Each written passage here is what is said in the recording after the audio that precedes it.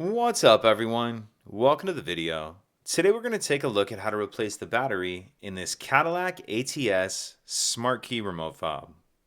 This Cadillac ATS key fob is going to use replacement battery CR2032, and I'll put a link in the description box of this video to where you can find these replacement batteries if you're in need. The other thing I'm going to be using to change this key fob battery is a small flathead screwdriver.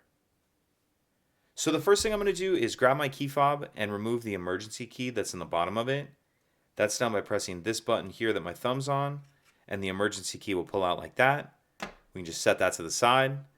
Now if we grab our screwdriver and we hold our key fob with the buttons facing down, what I'm going to do is come over here in this slot where that emergency key slid out of and put just the very end of the screwdriver in there.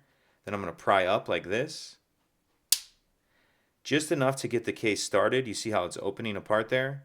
Once it's started, I'm going to take my screwdriver and carefully run it down the crack like this. And just take your time, go slowly. And as I'm doing this, running it along, you can see it's opening the case up. Once you get it opened up enough, you can pull it the rest of the way apart with your hands, like that. And then in the back half of the case, we see our battery right here. And there's a little bit of a cutout in this battery holder right there. I'm not sure how well you can see that, but it will allow you to get your screwdriver under the edge of the battery and get the old battery out. Now we'll grab our new battery, and you want to make sure that you're installing your new battery with the plus side down, like that. Plus side down, positive side down. And then once you have your new battery installed, we can go ahead and put the two halves back together. And what I do is there's this tab right here that you see I'm touching with my finger. That's going to go in this slot right here, so you can kind of line that up first. Line up the tab in that slot. And then snap it all the way together.